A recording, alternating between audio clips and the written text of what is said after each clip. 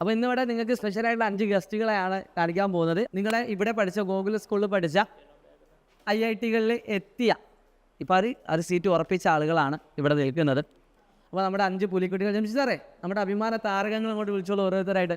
വാ വാ വാ വടി കാണിക്കണേ.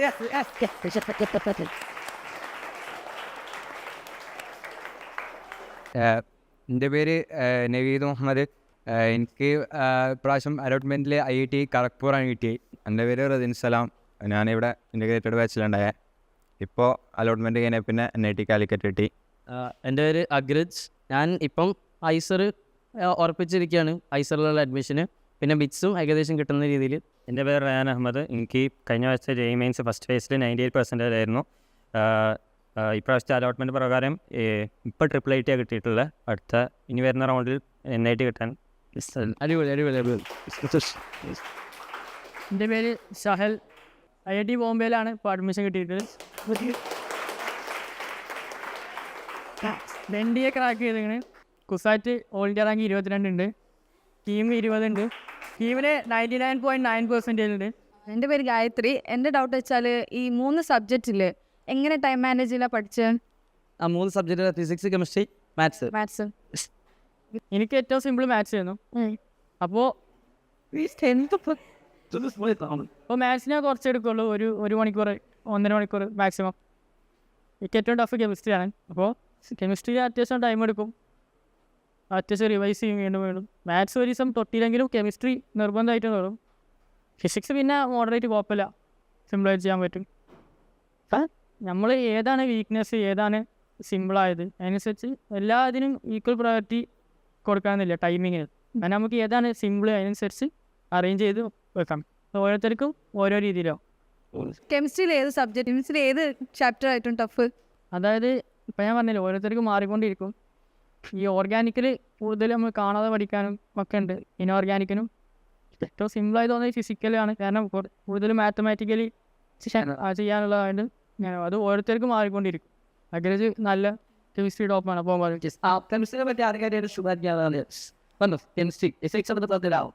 അല്ല അങ്ങനെയല്ല, നിങ്ങൾക്ക് ഇഷ്ടമാണ്.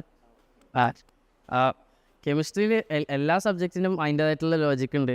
എല്ലാ സബ്ജക്റ്റിലും അത് ഭയങ്കരമായിട്ട് ഇഷ്ടപ്പെടുന്ന ആൾക്കാരുണ്ട്. അപ്പം ഒരു സബ്ജക്റ്റ് നിങ്ങൾക്ക് ഇഷ്ടം അല്ല അല്ലെങ്കിൽ ബുദ്ധിമുട്ടാവുന്നതിൻ്റെ അർത്ഥം എന്ന് പറഞ്ഞാൽ നിങ്ങളത് ആ ഡെപ്തിൽ മനസ്സിലാക്കിയില്ല എന്നുള്ളതാണ്. ആ ഒരു സബ്ജക്റ്റിൻ്റെ ആ ഒരു ഭംഗി നിങ്ങൾ ഗ്രാസ്പ് ചെയ്തിട്ടുണ്ടാവില്ല. കെമിസ്ട്രിക്ക് അത് പൊതുവേ ബുദ്ധിമുട്ടാണ്. ബിക്കോസ് സാധാരണ നമ്മൾ വായിക്കുമ്പോഴൊക്കെ തോന്നുന്നത് റൂട്ട് ലേണിംഗ് ആയിട്ടാണ് തോന്നുന്നത് കെമിസ്ട്രിയൊക്കെ വായിക്കുമ്പം. പക്ഷേ അതിലുള്ളത് ആ ഓരോ ഡീറ്റെയിൽസും വായിച്ച് അത് മനസ്സിലൊക്കെ ഇമാജിൻ ചെയ്യാൻ പറ്റുകയാണെങ്കിൽ കെമിസ്ട്രി ഈസിയാണ് ഏത് ചാപ്റ്റർ ആയാലും. യൂസ് ചെയ്ത മെറ്റീരിയൽസ് എന്ന് പറയുമോ? ഞാൻ സൈലത്തിൻ്റെ ഒരു വലിയ പെട്ടിട്ടൂലേ, അത് തിയറി അത്യാവശ്യം സംശയം വരുമ്പോൾ അത് നോക്കും. പിന്നെ നോട്ടിൽ തന്നെ അത്യാവശ്യം തിയറി ഉണ്ടാവും. പിന്നെ ക്വസ്റ്റ്യൻ ചെയ്യുമ്പോൾ ദിശൻ്റെ 164 മൂന്ന് സബ്ജക്റ്റും അത് ചെയ്യാം ഫുള്ള്. പിന്നെ അഡ്വാൻസിൻ്റെയും സൈലത്തിൻ്റെ തന്നെ ഒരു മെറ്റീരിയൽ ഉണ്ട്, PYQ, അത് ചെയ്താൽ മതി. 2 വർഷത്തെ ജേണി ഒന്ന് പറയാൻ പറ്റുമോ? എന്തൊക്കെ ഡിഫിക്കൽട്ടി ഫേസ് ചെയ്തു? സ്റ്റാർട്ടിങ്ങിൽ നിങ്ങൾ JEE മെയിൻസ് ഇപ്പം ഒരു 10th വരെ പഠിച്ചൊരു വേറെ സ്ട്രക്ചർ തന്നെയായിരിക്കും. അപ്പോൾ ഇങ്ങനെ JEE-ന് വേണ്ടിയിട്ടുള്ള പ്രിപ്പറേഷൻ എത്തിയപ്പോൾ തന്നെ മൊത്തമായിട്ട് മാറിയില്ലേ. ഫുള്ള് മാത്സ് നിങ്ങൾ പഠിക്കുന്ന രീതി മാറി. കെമിസ്ട്രി ടഫായി. സാധാരണ കെമിസ്ട്രി 10th വരെ നമ്മൾ സാധാരണ പഠിച്ചു പോകുന്നതാണ്. ബട്ട് കെമിസ്ട്രി എല്ലാം ടഫ് എന്ന രീതിയിൽ +2 ഒക്കെ എത്തുമ്പോൾ ഓർഗാനിക്കൊക്കെ വരും. ടെൻഷനാക്കിയല്ല, കാര്യമുള്ള കാര്യമാണ്.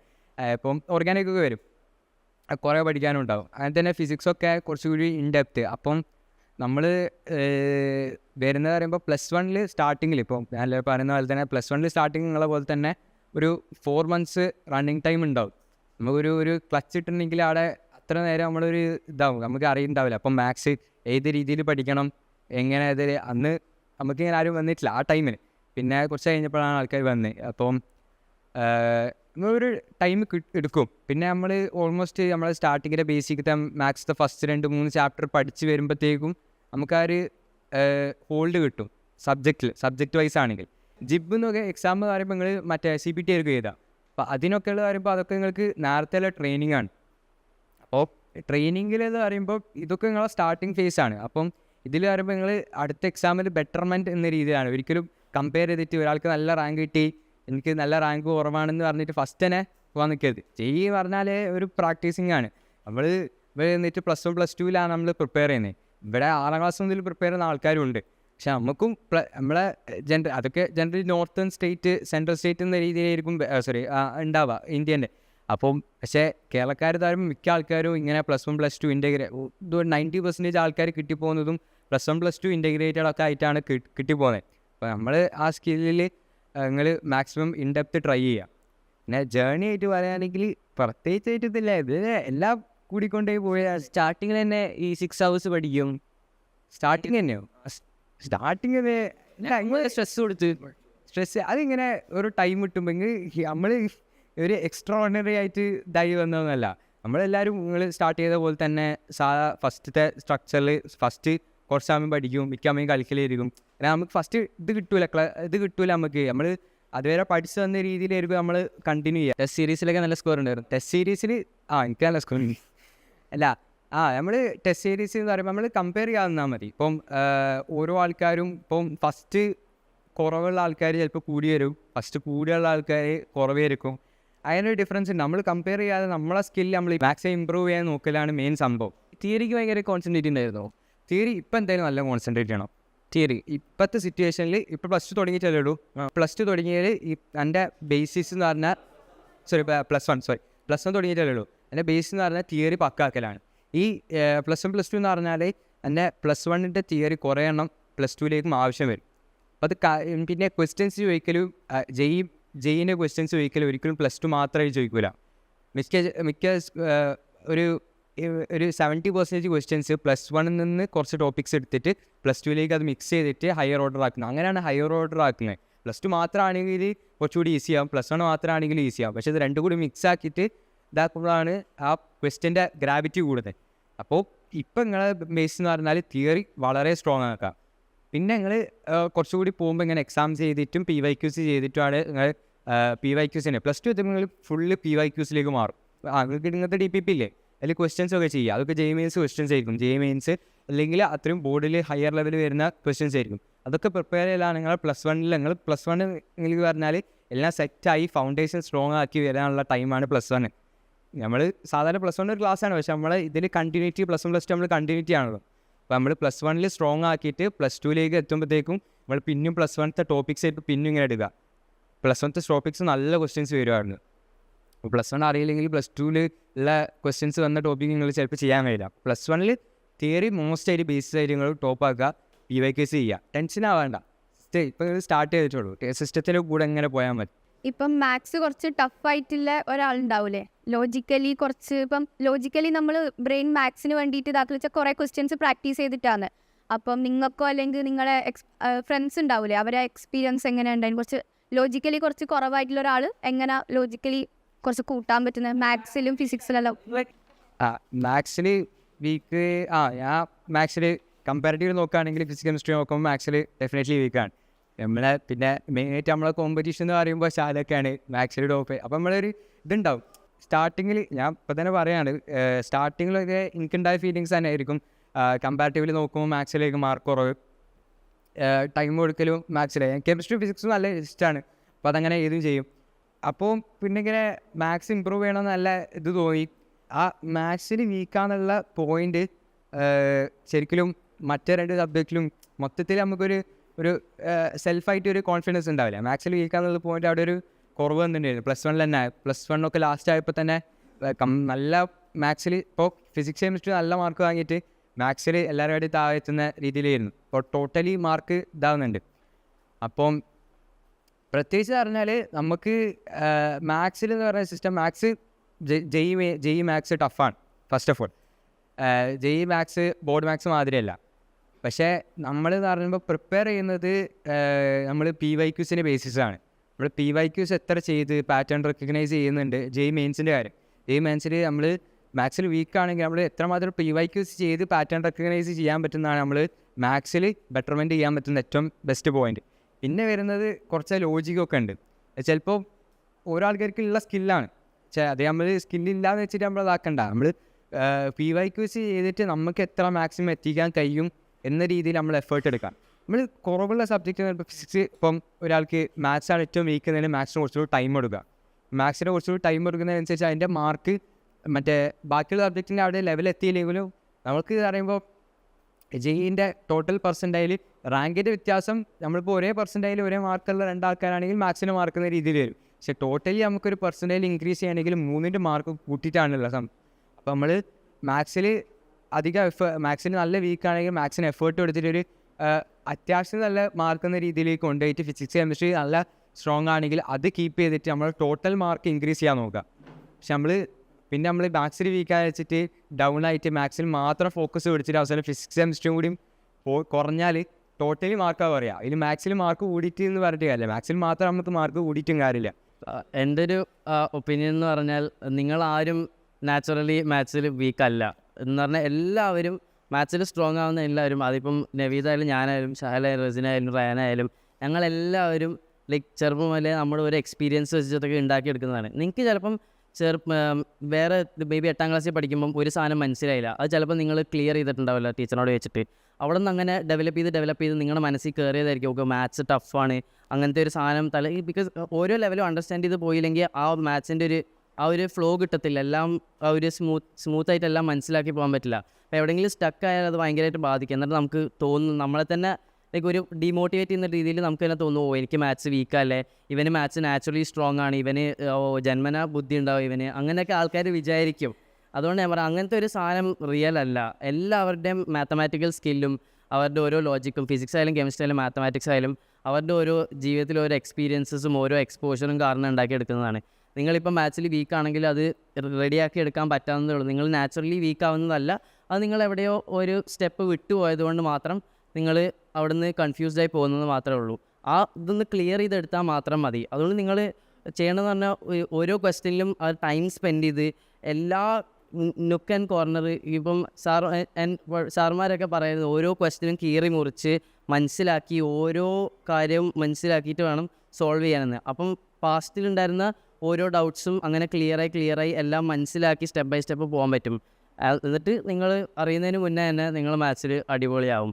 ഇപ്പം പറയുകയാണെങ്കിൽ ഇപ്പം ഷാല് തന്നെ ആദ്യം വന്നപ്പം ഇവിടെ +1 ഷാല് ടോപ്പർ അല്ലായിരുന്നു, കുറച്ച് റാങ്ക് കുറവായിരുന്നു. പക്ഷേ വഴിയെ വന്നപ്പം ഷാലും ചെയ്ത് ഇമ്പ്രൂവ് ചെയ്ത് ഫസ്റ്റ് റാങ്ക് അടിക്കാൻ തുടങ്ങി. എല്ലാ +2ൻ്റെ എക്സാമിന് ഷാല് പിന്നെ ഫസ്റ്റ് റാങ്ക് ആയി തുടങ്ങി.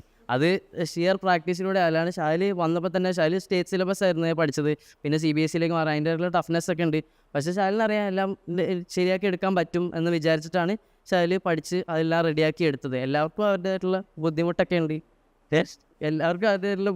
ഉണ്ട്, അത് റെഡിയാക്കി എടുക്കാവുന്നതേ ഉള്ളൂ. ആരും ഈ ജന്മ ഡിഫക്റ്റ് ഒന്നും ആയിട്ട് ജനിക്കുന്നതല്ല, മാത്തമാറ്റിക്കൽ ലോജിക്ക് ഇല്ല എന്നൊക്കെ പറഞ്ഞിട്ട്.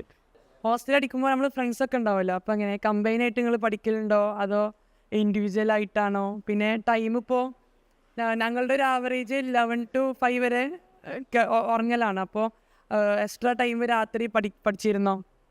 എൻ്റെ ഒരു എക്സ്പീരിയൻസിൽ കമ്പൈൻ സ്റ്റഡി എനിക്ക് ഒരിക്കലും വർക്കായിട്ടില്ല. ലൈക്ക് ഇപ്പോൾ ലെറ്റ്സ് ഒരു കമ്പൈൻ സ്റ്റഡിക്ക് നിന്നു, കുറച്ച് ഫ്രണ്ട്സിനൊപ്പം നിന്നു, എവിടെയെങ്കിലും like most probably what will happen is ഒരു ക്വസ്റ്റ്യൻ നമ്മൾ കുറച്ച് കൂടുതൽ നേരം സ്റ്റക്കാവും.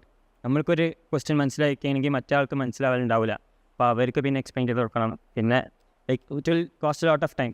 പിന്നെ ഒബ്വിയസ്ലി സ്മോൾ ടോക്കൊക്കെ ഇടയ്ക്കിടയ്ക്കൊക്കെ ഉണ്ടാവും. So I would not recommend combine studying. സിംഗിളായിട്ടോ ഇൻഡിവിജ്വലായിട്ട് സ്റ്റഡി ചെയ്താൽ തന്നെ മതി. എന്തെങ്കിലും ഡൗട്ട്സ് ഉണ്ടെങ്കിൽ ടീച്ചർമാരോട് ചോദിക്കുക, അല്ലെങ്കിൽ കൂട്ടുകാരോടൊക്കെ ചോദിക്കുമ്പോൾ അവരുടെ സമയം കളയും നമ്മുടെ സമയം ജസ്റ്റ് ഒന്ന് വേസ്റ്റ് ആകാൻ ചാൻസ് ഉണ്ട്. So best do is practice your questions like individually. പിന്നെ എന്തെങ്കിലും ഡൗട്ട്സ് ഉണ്ടെങ്കിൽ ടീച്ചർമാർ യുവർ ഫാക്കൽറ്റീസ് ഒക്കെ പറഞ്ഞാൽ one of the best teachers in Kerala ആണ്. അപ്പോൾ അവരോട് തന്നെ ചോദിച്ച് ഡൗട്ട് ക്ലിയർ ആയിക്കാൻ ഏറ്റവും നല്ലത്. ഇങ്ങനെ ആയാലും കമ്പൈൻ സ്റ്റഡി അവസാനം സംസാരത്തിലേക്ക് എത്തും, അതിന് സംശയം. ഇറാൻ ഇറാഖ് ലാസ്റ്റ് നമ്മളെ അതൊരു നടന്നാൻ പോവാണ് ശരിക്കൊരു ഓർഡർ എക്സ്പീരിയൻസിൽ ഇങ്ങനത്തെ ടോക്സൊക്കെ രാത്രി ആർക്കും പഠിക്കാൻ ഇഷ്ടമില്ലാത്ത സമയം രാത്രി ഒക്കെ ആകുമ്പോൾ അപ്പോൾ ഒരു വേണമെങ്കിൽ സ്മോൾ സംഭവം ടോക്ക് എന്നാലും അത് റെക്കമെൻഡ് ചെയ്യില്ല. ജെയ്മേറ്റ്സിന് ശേഷം കേട്ടോ ടോക്ക് പോയതിന് ശേഷം, അതിൻ്റെ മുമ്പല്ല. അല്ലാതെ എന്തായാലും കമ്പൈൻ സ്റ്റഡി നടക്കില്ല. ഏതെങ്കിലും ഒരു സെക്കൻഡ് എന്തെങ്കിലും ഒരു ഡിസ്കഷൻ ഇടുമ്പോഴായിരിക്കും മറ്റേ ഇൻട്രസ്റ്റിംഗ് ടോപ്പിക് ഇടയിൽ ഇങ്ങനെ ഇടും.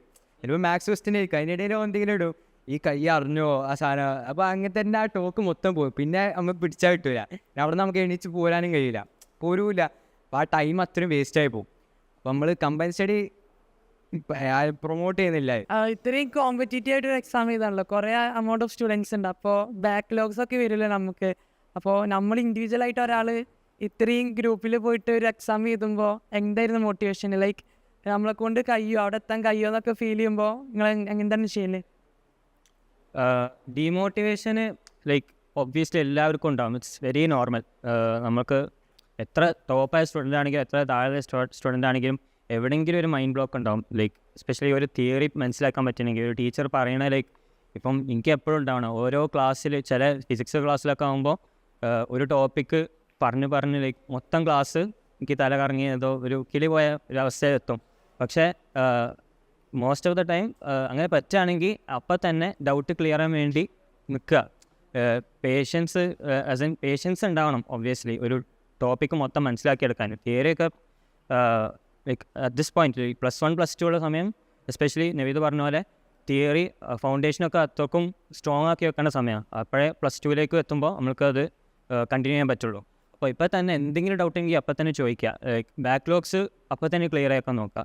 എനിക്ക് അത്യാവശ്യം +1 ലാസ്റ്റ് ആയപ്പോൾ എനിക്ക് കുറേ ബാക്ക്ലോഗ്സ് ഉണ്ടായിരുന്നു. അത് +2 ഇടയ്ക്ക് നല്ലോണം കഷ്ടപ്പെട്ടിട്ടാണ് എനിക്ക് ക്ലിയർ ചെയ്യാൻ പറ്റിയത്. അപ്പോൾ ഇപ്പോൾ തന്നെ അത് ആ കഷ്ടപ്പാട് ഒഴിവാക്കണമെങ്കിൽ ഇപ്പം തന്നെ മൊത്തം ക്ലിയർ ആക്കി തന്നെ പോയേക്കും എൻ്റെ അഡ്വൈസ്. ഇത് ഡിസ്ട്രാക്ഷൻ സ്വാഭാവികമായിട്ടും ഉണ്ടാവുമല്ലോ, അപ്പോൾ അത് ഡിസ്ട്രാക്ഷൻ വരുമ്പോൾ എങ്ങനെയാണ് മാനേജ് ചെയ്തത്? ഇപ്പോൾ ഞാനിങ്ങനെ പറയാം, ഞാൻ ഓഫൺ ഡീൽ ചെയ്തതെന്ന് പറഞ്ഞാൽ ഞാൻ ഇതെല്ലാം ചിലപ്പോൾ ചിരിക്കാൻ തുടങ്ങും. ഞാൻ ഡിസ്ട്രാക്റ്റഡ് ആവുന്നത് പലപ്പോഴും പഠിത്ത കാര്യത്തിലാണ്. ഇപ്പം എന്ന് പറഞ്ഞാൽ ഫോർ എക്സാമ്പിൾ എനിക്ക് ഭയങ്കര ക്യൂരിയോസിറ്റിയാണ് ചെറുപ്പം മുതലേ പുതിയ കാര്യങ്ങൾ പഠിക്കാനും. ഇങ്ങനെ മാത്തമാറ്റിക്സും ഫിസിക്സിലും ഒക്കെ ഓരോ കാര്യങ്ങൾ വായിക്കുമ്പോൾ ഓരോ ഫാക്ട്സ് വായിക്കുമ്പോഴും ചെറുപ്പത്തിൽ തന്നെ സ്പേസിനെ പറ്റിയൊക്കെ വായിക്കുമ്പോഴും എനിക്ക് ഭയങ്കര ക്യൂരിയോസിറ്റി ആയിരുന്നു. അപ്പം ഞാൻ ഓഫൺ എന്നെ തന്നെ ഡിസ്ട്രാക്റ്റ് ആവാൻ അലൗ ചെയ്യുന്നത് ഇങ്ങനത്തെ കാര്യങ്ങളിലൂടെ തന്നെയാണ്. അപ്പം ഡിസ്ട്രാക്റ്റ് ആവുന്ന സമയത്തും നമ്മൾ ഓഫൺ ബേൺ ഔട്ട് ആവും. അപ്പോൾ നമുക്ക് റീചാർജ് ചെയ്യാൻ വേണ്ടിയിട്ട് നമ്മൾ ടൈം പ്രൊഡക്റ്റീവ്ലി യൂസ് ചെയ്യുന്ന ആക്ടിവിറ്റീസ് തന്നെ നമുക്ക് ഡിസ്ട്രാക്ഷൻസ് ആയിട്ട് ലൈക്ക് നമ്മുടെ ബേൺ ഔട്ടിനെ ലൈക്ക് റീ എനർജൈസ് ചെയ്യാൻ വേണ്ടിയിട്ട് ഉപയോഗിക്കാൻ നോക്കുക മാക്സിമം. അപ്പം ഇങ്ങനെ പഠിത്ത കാര്യത്തിൽ എന്തെങ്കിലും ക്യൂരിയോസിറ്റി ഉണ്ടെങ്കിൽ ഇപ്പം ഫോർ എക്സാമ്പിൾ എനിക്ക് ഇപ്പം സ്പേസിനെ പറ്റി ഭയങ്കര ഇൻട്രസ്റ്റ് ആണെന്ന് വിചാരിച്ചോ, അപ്പോൾ അതിനെപ്പറ്റി ഓരോ പുസ്തകങ്ങൾ വായിക്കുക, നിൻ്റെ ഒരു ക്യൂരിയോസിറ്റി ഡെവലപ്പ് ചെയ്യുക. അപ്പം ഇങ്ങനെ നമ്മുടെ ഒരു ഇത് റീചാർജും ആവും, നമുക്ക് ചെറിയൊരു ഹെൽപ്ഫുള്ളും ആവും, നമ്മളെ തിങ്കിങ് കുറച്ചും കൂടെ റീഇൻഫോഴ്സ് ആവുകയും ചെയ്യും. അല്ലാത്ത ഇപ്പം ഫ്രണ്ട്സിൻ്റെ കൂടെ ഒക്കെ ഇരിക്കുമ്പം ഡിസ്ട്രാക്റ്റ് ആവുന്നത് അതും എല്ലാവരും ഉണ്ടാവും. പക്ഷേ മാക്സിമം അത് അന്നേരം നമ്മുടെ കുറച്ച് വിൽ പവർ ഉപയോഗിച്ചിട്ട് നമ്മൾ മാറി നിൽക്കുക. ആ ഒരു സ്ട്രീക്കിൽ വരുമ്പം കണ്ടിന്യൂസ്ലി നമ്മൾ മാറി നിൽക്കാൻ തുടങ്ങുമ്പം എല്ലാവർക്കും നമ്മുടെ ചുറ്റുമുള്ള എല്ലാവർക്കും മനസ്സിലാവും, ഓക്കെ അവൻ ഇതിനകത്ത് പെടുന്നതല്ല, അവന് ഇഷ്ടമല്ല ഇങ്ങനെ ഡിസ്ട്രാക്റ്റഡ് ആവുന്നത്, അവൻ പഠിച്ചോട്ടെ എന്ന് പറഞ്ഞിട്ട് എല്ലാവരും തനിയെ വിടാൻ തുടങ്ങും. ആ ഒരു ഇനീഷ്യൽ പുള്ള് മാത്രമേ നമുക്ക് ഡിഫിക്കൽട്ടായിട്ടുണ്ടാവുള്ളൂ. ആ ഒരു സ്റ്റെപ്പ് എടുത്താൽ പിന്നെ ഈസി ആയിരിക്കും. ഹോസ്റ്റലിൽ നിൽക്കുമ്പോൾ സ്ട്രെസ്ഡ് ആവുക, അല്ലെങ്കിൽ പഠിച്ചിട്ടും ശരിയാവുന്നില്ല, എക്സാമിൽ ബാക്കൗട്ട് ആവുക, അങ്ങനെ എന്തെങ്കിലുമൊക്കെ പ്രശ്നം വരുമ്പോൾ സ്വയം ഓക്കെ ആക്കാൻ വേണ്ടിയിട്ട് എന്താ ചെയ്യുന്നത്? എനിക്ക് ബാക്കോട്ട് പോവാൻ ലൈക്ക് ഡിമോട്ടിവേഷൻ എസ്പെഷ്യലി എനിക്ക് കുറേ വന്നിട്ടുണ്ട്. എസ്പെഷ്യലി ലൈക്ക് ഒരു +2 ഒക്കെ ആയ സമയത്ത് ഈ +1 അങ്ങനെ കാര്യമായിട്ട് വന്നിട്ടില്ല. അത്യാവശ്യം ഫസ്റ്റ് തന്നെ നല്ലോണം പഠിക്കാൻ തുടങ്ങിയാൽ എനിക്ക് അത്യാവശ്യം മാർക്ക് കിട്ടാൻ. പക്ഷേ +2 ആയ സമയത്ത് ചെറുതായിട്ട് കുറേ ബാക്കോട്ട് പോയിരുന്നു. അപ്പോൾ എനിക്ക് അത്യാവശ്യം വിഷമം ഉണ്ടായിരുന്നു. But I kept motivating my self. എന്തൊക്കെ ചെയ്യണം, ലൈക്ക് എവറി എക്സാം കഴിയുമ്പോൾ തന്നെ വല്ല മോക്ക് ടെസ്റ്റോ അല്ലെങ്കിൽ ടെസ്റ്റ് സീരീസോ നിങ്ങൾക്ക് എന്താ വരുന്നത് വെച്ചാൽ ആ ടെസ്റ്റ് സീരീസിൻ്റെ ക്വസ്റ്റ്യൻസ് എനിക്ക് വിഷമം ഉണ്ടാവും. ബട്ട് മെയിൻലി ക്വസ്റ്റ്യൻസൊക്കെ ആ ടെസ്റ്റ് എടുത്തിട്ട് നമുക്ക് നോക്കാം ഓരോ ക്വസ്റ്റ്യൻസ് എവിടെയാണ് വീക്ക് ആവണത്, എവിടെയാണ് ഇതൊക്കെ ആണത്, ലൈക്ക് വീക്ക് ആവണത് എവിടെയൊക്കെയാണ് നോക്കുക. പിന്നെ അതനുസരിച്ച് ആ മോക്കിൽ എന്തൊക്കെയാണ് നമുക്ക് തെറ്റ് പറ്റിയത് അതൊക്കെ തിരുത്താൻ നോക്കുക. എന്നിട്ട് ആ കോൺഫിഡൻസ് ഉണ്ടാവുമല്ലോ, ലൈക്ക് ഈ മോക്ക് നമുക്ക് ഇത്ര തെറ്റ് എത്തിയിട്ട് ഇതാണ് നമുക്ക് പോയത്, അതൊന്ന് തിരിച്ചാൽ നമുക്ക് ഇനി വരുന്ന മോക്കിലൊക്കെ നമുക്ക് ആ കോൺഫിഡൻസോടെ പോകാൻ പറ്റും. ലൈക്ക് ഇനി വരുന്ന മോക്കിൽ ഈ ക്വസ്റ്റ്യൻസിൽ എനിക്ക് പിന്നെയും ഫോക്കസ് ചെയ്യണം, അപ്പോൾ അതിന് മാത്രം ഫോക്കസ് ചെയ്ത് പഠിച്ചാൽ നോക്കിയാൽ മതി. നമുക്ക് വയ്യാണ്ടൊക്കെ ആകുമ്പോൾ നമ്മൾ സിക്ക് ലീവ് ഒക്കെ എടുക്കേണ്ടി വരില്ലേ? അപ്പോൾ അന്നത്തെ പോർഷൻസ് എങ്ങനെയാണ് കവർ ചെയ്യുക? +1 ചിക്കൻ ബോക്സ് വന്നിന്, അപ്പോൾ അതിന് കുറേ 20 ദിവസമായിട്ടും പോയി. നമ്മൾ സാർമാരോട് ചോദിക്കാം, പിന്നെ നമ്മൾ തന്നെ ഫസ്റ്റ് വായിച്ചു നോക്കാം. ഏത് സൈലത്തിൻ്റെ മെറ്റീരിയലില്ലേ, തിയറി അത്യാവശ്യം വായിച്ചു നോക്കാം. എന്നിട്ട് ഫുള്ള് മനസ്സിലാവുകയും ചെയ്യില്ല. അപ്പോൾ സാർമാരോട് ചോദിക്കാം, ഫ്രണ്ട്സിനോട് ചോദിക്കാം, അപ്പം പിന്നെ ലെവലായിക്കോളും. പിന്നെ ക്വസ്റ്റ്യൻ ചെയ്യാം. അഡീഷണൽ പോയിന്റ്, ബോണസ് പോയിന്റ് ആട്ടോ. അതായത് ഇപ്പോൾ നമ്മളെ പണ്ടത്തെ സ്കൂളിൽ പഠിച്ച കുട്ടികളൊക്കെ +1 +2 നല്ല അടിച്ചു പൊളിച്ച് എല്ലാവരും നല്ല ആഘോഷിച്ചൊക്കെയാണ് പഠിക്കേണ്ടാവുക. അപ്പോൾ ആ 2 കൊല്ലം നമുക്ക് മിസ്സാവുകയാണ്. അപ്പോൾ അത് നമുക്ക് റിസൾട്ട് വരുമ്പോൾ അവിടെ ലാഭിക്കാനുള്ളത്. ഒന്നാമത് എന്താണ് ഏറ്റവും ടോപ്പ് ഇൻസ്റ്റിറ്റ്യൂട്ട് പോവുക. അവിടെ വരുമ്പോൾ നല്ല ഗവൺമെൻറ് ഫണ്ട് തന്നെ ആയതുകൊണ്ട് ഓരോ സെലിബ്രേഷനും ഗവൺമെൻറ്റിന് ഫണ്ട് ചെയ്യും. ഇപ്പോൾ IIT ബോംബെയിൽ പറയുമ്പോൾ മൂഡ് ഇന്ത്യ പറഞ്ഞ സെലിബ്രേഷൻ ഉണ്ട്. അതാണ് ഏഷ്യയിൽ ഏറ്റവും വലിയ കോളേജിൽ നടത്തുന്ന ഏറ്റവും വലിയ ഫെസ്റ്റ്. അപ്പം അങ്ങനെ ഒക്കെ കിട്ടണമെങ്കിൽ നമ്മൾ ഇപ്പോൾ 2 വർഷം നമ്മൾ സാക്രിഫൈസ് ചെയ്യാം.